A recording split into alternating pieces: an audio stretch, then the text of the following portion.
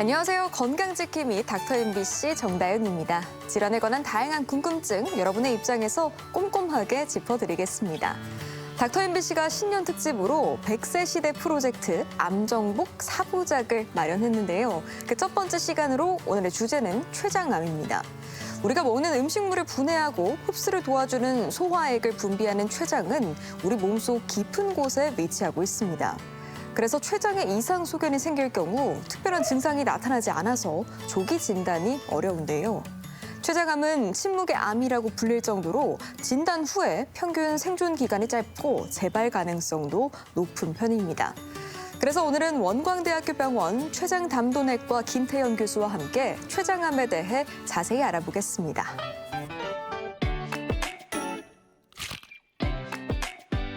췌장암은 조기에 발견하고 적절한 치료 전략을 병행하면 충분히 극복할 수 있는 질환입니다. 그래서 갑작스러운 당뇨 증상과 체중 감소, 복통 등의 증상이 발생할 경우 췌장암의 전조 증상일 수도 있기 때문에 정밀 검사를 받는 것이 중요한데요. 그래서 오늘은 췌장담도내과 전문의 김태현 교수와 함께 췌장암에 대해 자세히 알아보겠습니다.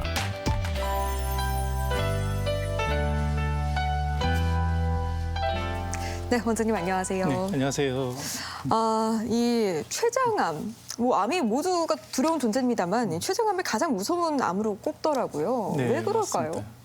일단 이제 췌장암은 오래전부터 굉장히 발견되면 이미 늦었다 이런 생각들이 이제 대중들은 많이 생각 속에 들어있기 때문에 네. 가장 무서운 암으로 알려져 있고, 그런데 최근에는 이제 조금 상황이 변하고 있습니다. 그래서 최근 발표, 그 국립암센터의 발표를 보게 되면 2000년대 그 전까지는 예. 5년 생존율이 거의 10% 미만이었거든요. 정말 낮았네요. 네. 그러나 이제 2022년도 발표를 보게 되면은 전체 5년 생존율이 16.5%로 좀 약간 상승을 하고 있습니다. 물론 이제 다른 암에 비해서 약간 낮은 편이긴 하나 그래도 전에 비해서 많이 향상됐다고 볼 수가 있겠고요. 그러네요. 또 한 가지는 그 췌장 안에 있는 국소암 이런 경우에는 5년 생존율이 47%까지 크게 향상되고 있습니다. 그래서 일단 췌장은 무조건 늦게 발견됨이 아니라 조기에 발견하고 췌장암이 췌장 안에 들어있다면 수술을 해서 충분히 치료가 가능한 암으로 변하고 있다는 점이 크게 부각이 되고 있습니다. 네, 조기 발견이 좀 핵심인데 이 췌장의 위치와 기능을 알면 증상을 네. 좀 더 잘 이해할 수 있다고 하더라고요. 네, 맞습니다. 이제 췌장은 위하고 네. 척추 뒤 앞쪽에 위치해 있고 마치 예. 소세지처럼 길다랗게 놓여 있습니다. 그래서 모양을 보게 되면은 머리 부분, 두부 부분은 몸통, 꼬리 부분으로 이렇게 나눠져 있거든요. 네. 그래서 이제 이 중에서 이제 머리 부분을 보게 되면은 네. 머리 부분이 약간 해부학적으로 복잡합니다. 왜냐하면은 그 머리 부분으로 담즙이 내려가는 길, 하수도 역할을 하는 게 담관이거든요. 예. 근데 이제 담관이 이제 췌장을 뚫고 지나가게 돼 있고, 그 주위에는 굉장히 많은 혈관들이 많습니다. 혈관들이 굉장히 빽빽하게 놓여 있어서 주로 그 혈관들은 장에서 간으로 가는 혈관들이 되겠습니다. 그래서 네. 혹시라도 이제 췌장암이 이제 이쪽에 발생하게 되면 담도가 눌려서 황달이 발생한다든지 네. 또 주위에 있는 혈관들이 많기 때문에 수술할 때도 상당히 이제 곤혹스러운 경우가 많이 있겠습니다. 또 한 가지는 이제 췌장의 이제 꼬리 쪽에 이제 그쪽에 이제 암이 발생하게 되면 상당히 이제 문제가 되는 것들이 증상이 굉장히 늦게 발현이 된다는 거죠. 두부에 있으면은 담도가 바뀌어서 이제 황달이라는 증상이 있지만은 네. 꼬리 쪽에는 이제 그런 더는 증상이 나요. 없기 때문에 발견이 늦게 되는 그런 경우에 해당이 되겠고요. 또 한 가지 생리적으로도 중요한 역할을 하고 있습니다. 첫 번째로는 호르몬을 분비하죠. 우리가 많이 알고 있는 당뇨와 연관된 인슐린 또는 글루카곤이라는 호르몬을 분비를 하고 있습니다. 매일 우리 어르신들이 주로 좋아하는 게 소화제인데 맞아요. 소화제가 천연 소화제가 어떻게 보면 췌장에서 매일 거의 1,500cc가량 나오고 있습니다. 그래서 우리 영양 섭취를 할 때 소화 이런 역할을 하는데 굉장히 중요한 역할을 하고 있습니다. 네, 이게 확실히 아무래도 몸속 깊은 곳에 있다 보니까 증상이 네. 좀 늦게 나타나거나 네. 거의 없거나. 네. 그러면 이 췌장암 환자들은 어떤 증상을 호소하면서 병원을 찾고 있을까요? 이분은 이제 60대 남성분인데 이제 복통과 소화불량을 때문에 오셨습니다. 그래서 이분은 한 수개월 전부터 네. 이제 소화가 안 되고 또 가슴 통증이 약간씩 있었습니다. 그래서 이 환자분이 주 근거리에 있는 개인병원을 방문하셔서 약 처방도 받고 또 위내시경을 했는데 단지 위염만 있었습니다. 그래서 위염은 뭐 거의 60대 이상에는 흔한 그렇죠. 질환 중에 하나죠. 하지만은 통증과 소화불량이 이 위험하고는 좀 맞지 않는 그런 증상들이었습니다. 그래서 이 환자가 굉장히 특징적인데요. 그래서 이제 위내시경에서도 특이 소견이 없는데도 지속적으로 복통이 있다가 계속 악화되고 또 당뇨도 발생하고 이런 것들이 어떻게 보면 췌장암을 시사하는 중요한 사인이 아니었나 이렇게 생각이 됩니다. 네. 그러면 이 췌장암의 5대 핵심 증상 어떤 것들이 또 있을까요? 가장 중요한 것은 역시 췌장암하면 복통. 또 복통이 이제 심하네요. 또 복통과 더불어 등에 통증이 있다. 이제 이런 등 쪽이요. 것들이 그런 것들이 많이 알려져 있고 또 담도가 막히면은 그런 황달 증상이 발생할 수가 있겠고 네. 또 암덩어리가 이제 커지게 되면 역시 체중 감소가 아주 특이한 증상 중에 하나입니다. 다른 암에 비해서 체중 감소가 매우 심하죠. 그래요. 또 이런 소화제가 잘 안 나오다 보니까 소화불량이랄지 기름진 변이랄지 이런 것들이 이제 발생할 수가 있겠고 때에 따라서는 또 인슐린을 분비하는 그런 장기가 되지 않습니까? 네. 그래서 인슐린 분비에 문제가 발생하기 때문에 또 당뇨가 발생한다든지 아니면은 기존에 있던 당뇨가 악화가 된다든지 그런 증상들이 아주 중요한 증상 중에 하나가 되겠습니다. 저희가 이제 평소에 소화가 안 된다 이런 말은 사실 자주 하잖아요. 네, 이 맞습니다. 췌장암을 의심해야 할 소화 장애 기준은 어느 정도예요? 약물을 투여를 해도 또 이렇게 지속적으로 소화불량이 지속이 되고 또 통증이 어느 정도 동반이 되고 네. 이런 경우에는 반드시 췌장에 문제가 있지 않나 또 생각을 해야 되고 또 이 환자가 또 위내시경을 받았지 않습니까? 그렇죠. 그런데도 위내시경상에는 특별한 위험 정도 외에 이 환자분이 소화불량을 일으킬 만한 그럴 아주 특이한 뭐 위궤양이 있다든지 십이지장 궤양 이런 것이 없는데도 이런 게 이제 발생했기 때문에 발생한다면 우리가 이제 췌장에 문제가 있거나 아니면 담도에 문제가 있거나 이런 것들을 한번 좀 생각해봐야 되지 않을까 이렇게 생각이 됩니다. 그렇다면은 왜 초기에는 전조 증상이 거의 없는 건가요? 깊이 네. 있어서 그런가요?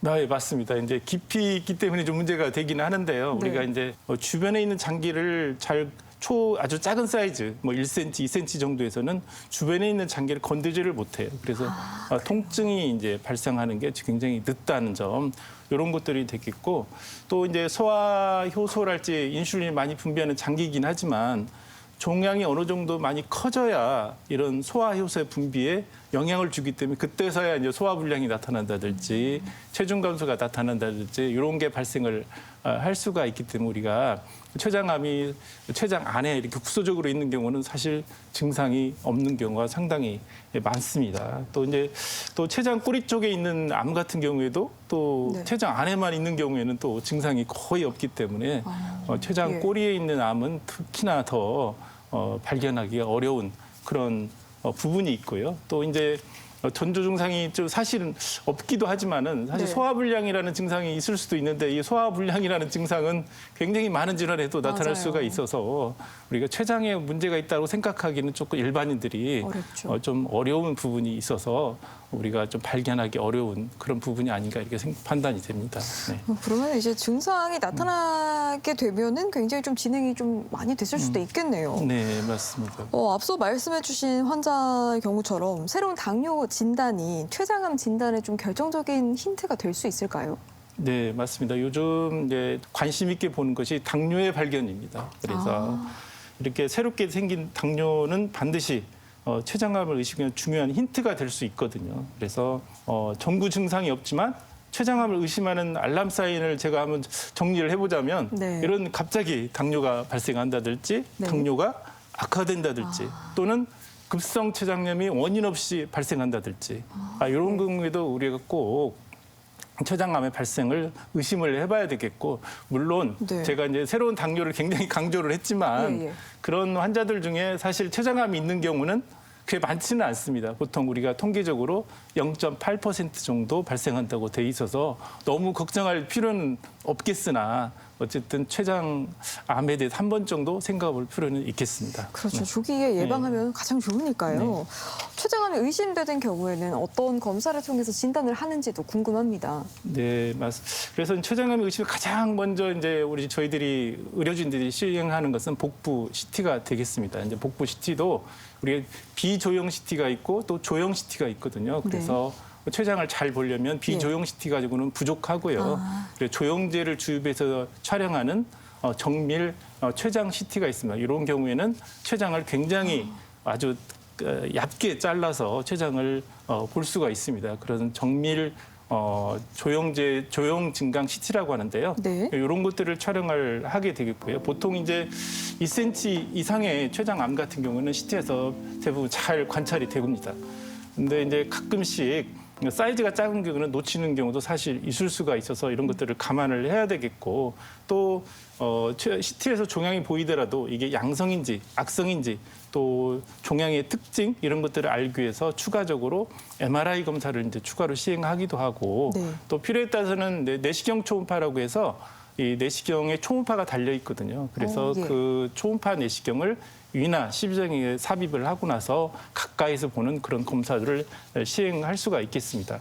또 이제 요즘 건강검진들을 굉장히 많이 하시잖아요. 네. 그래서 우리 환자분들의 말씀을 들어보시면 나는 1년 전에 2년 전에 건강검진을 했는데 왜 췌장암이 발생을 했느냐 또 발견을 못했느냐 이제 이렇게들 많이 하시는데 대부분 복부 초음파를 한 경우가 상당히 많더라고요. 그래서 이제 복부 초음파는 또 한계가 있습니다. 췌장을 보는 데서. 왜냐하면 이 췌장의 꼬리 부분은 아무래도 장내 가스랄지 위 가스 때문에 잘 안 보이는 어떻게 보면은 차로 말하면 사각지대가 될 수가 있거든요. 네네네. 또 요즘에는 또 비만 환자도 굉장히 많이 늘어나고 있습니다. 그래서 비만이 있으면 아무래도 초음파가 투과가 안 되기 때문에 췌장이 정확하게 관찰이 없는 그런 한계점을 가지고 있거든요. 그래서 우리가 너무 초음파 하나만 정상이다 하고 해서 췌장이 괜찮다라고 좀 과신하는 것은 조금 경계해야 될 부분이 아닌가 이렇게 생각이 됩니다.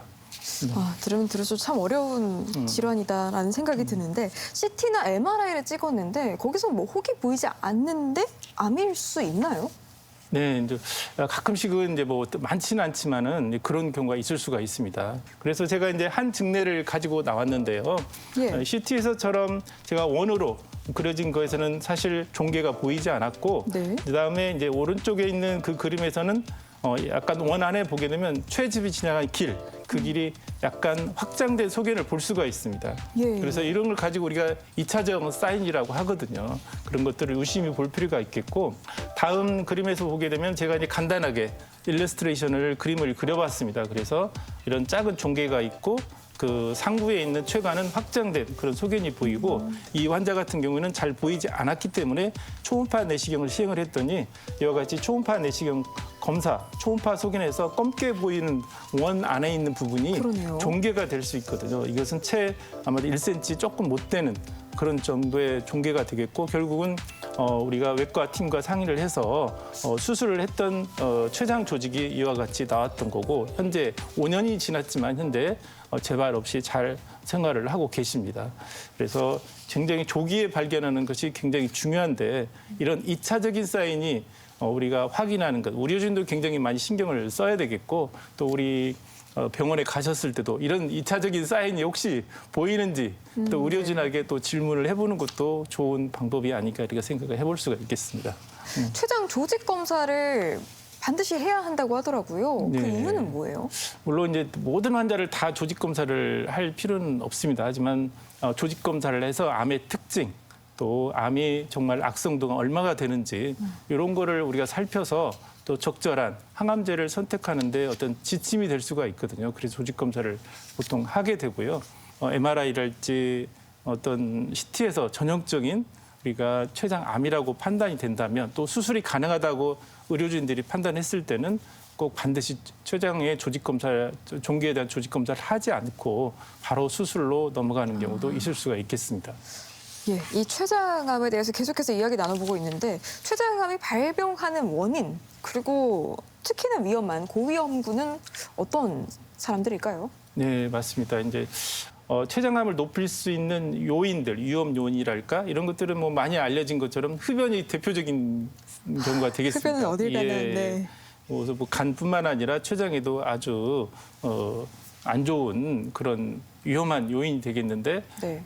또 한 가지는 이제 술도 마찬가지입니다. 술 자체가 어떤 췌장암을 일으키는 건 아니지만 이 술을 계속 먹다 보면 만성 췌장이 발생하기 때문에 이 만성 췌장염이 어떻게 보면 췌장암을 일으킬 수 있는 10배, 20배 이상의 그런 위험을 요소를 가지고 있다고 볼 수가 있겠습니다. 또한 최근에 이제 식생활이 많이 개선이 되면서 비만 환자들이 굉장히 많이 늘어나고 있습니다. 그래서 예. 이런 인슐린 분비에 이상을 초래한다든지 또 췌장을 자극한다든지 비만 환자에서 그렇게 되면은 이제 이런 것들이 췌장암을 일으킬 수 있는 그런 요인이 될 수가 있겠고요. 또 한 가지는 이제 오래된 당뇨 환자를 가진 환자분들 10년 이상이 됐다든지 이런 분들도 굉장히 어떤 고위험군에 해당이 되겠고요. 네. 또 하나는 이제 췌장암의 가족력. 물론 이제 네. 직계 중에서 2명 이상의 가졌을 때 우리가 가족력이 있다고 보통 정의를 하거든요. 이런 분들 또 이제 유방암 환자들 중에서 특정 유전자를 가진 분들도 췌장암의 위험 요소가 있다고 볼 수가 있습니다. 네. 또 한 가지는 최근에 이제 많이 늘어나고 있는 질환 중에 하나가 췌장 낭종이거든요. 그래서 이 췌장 낭종도 모든 췌장 낭종이 다 이제 암을 일으키긴 하지만 소수에서 암을 유발할 수가 있다는 거고 또 요즘에 이제 고령 사회가 되다 보니까 고령 자체도 어떻게 보면은 췌장암 발생할 수 있는 중요한 원인이 되겠습니다. 네, 극복해야 될 벽이 참 많네요. 네, 맞습니다. 이 췌장암 치료는 어떻게 이루어지나요? 이제 췌장암은 이제 모든 암과 비슷하게 일단 수술적 치료가 이제 가장 중요한 치료의 원칙입니다. 수술할 수 있으면 치료한다는 건데 치료에 적응증이 되는 경우는 대부분 이제 그 췌장암이라는 종괴가 이제 췌장 안에만 있을 거 다른 주위에 있는 혈관이랄지 신경이랄지 그런 침범이 없을 때 이제 수술이 이제 절제가 보통 가능하고요. 하지만 이제 모든 대부분의 암들이 사실 아주 췌장 안에만 있어서 발견되는 그런 사실 많지는 않고 네. 대부분 이제 진단할 때 보면은 주위에 있는 혈관과 닿아 있거나 또 침범을 했거나 이런 경우에는 수술이 좀 어려운 경우가 상당히 많이 있습니다. 수술 성적도 좋지 않고 하니까 요즘에는 예.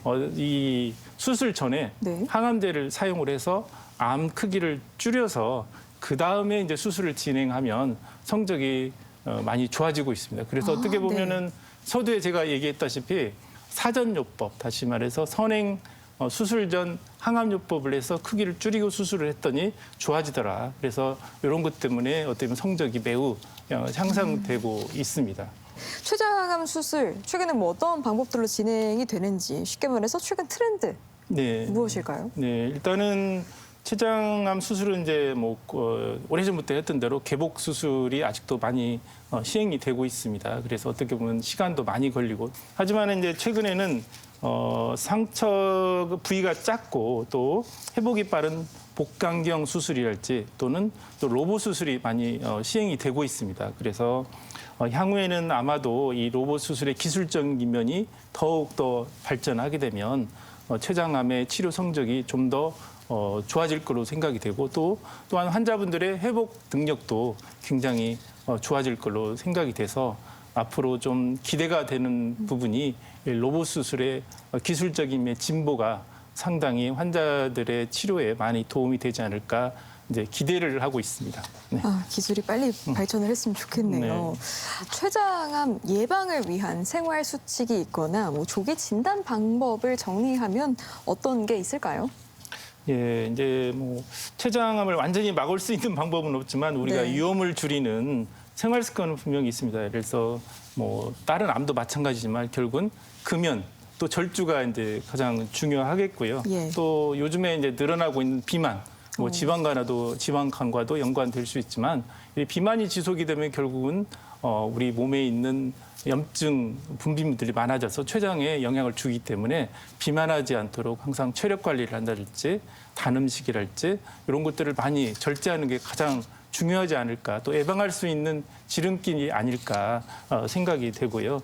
또 가벼운 운동이랄지 또 근육으로 운동을 한다든지 이런 네. 것도 중요하겠고 또 마지막으로 가장 중요한 건 역시 이제 조기 진단이죠. 예. 다시 강조하지만 만성 췌장염, 췌장염의 가족력 또는 새로운 당뇨가 발생한다든지 아니면 갑자기 당뇨 조절이 안 될 때, 또 고혈당이 갑자기 발생할 때, 또 원인 불명의 췌장염, 또 3cm 이상의 큰 크기의 췌장 낭종, 그중에서도 점액성 낭종, 이런 경우에는 또 우리가 조영증 CT를 더 MRI 이런 것들을 해서 정확한 진단을 해야 되겠고, 적절한 정밀 검사를 주기적으로 하게 된다면 우리가 조기에 췌장암을 진단하고 치료할 수 있지 않을까 생각을 합니다. 네, 특히 고위험군에 해당하시는 분들은 정말 주기적으로, 정기적으로 네. 검진을 받는 게 네, 필수적일 것 같습니다. 마지막으로 당부하고 싶은 말씀 있으면 부탁드릴게요. 네, 지금까지 쭉 얘기를 했지만 췌장암 진단, 치료 이런 것들이 굉장히 정교해지고 또 조기 진단을 할 수 있는 여러 가지 검사 도구들이 많이 개발이 되고 있어서 췌장을 혼자 싸우는 질환으로 생각하지 마시고 전문가인 의료진과 잘 상의를 해서 치료의 길을 잘 선택을 한다면 치료의 성적도 상당히 더 향상이 될 걸로 생각이 됩니다. 네, 이 시간에는 췌장 담도내과 전문의 김태현 교수와 함께 췌장암에 대해 알아봤습니다. 네, 교수님 오늘 말씀 고맙습니다. 감사합니다.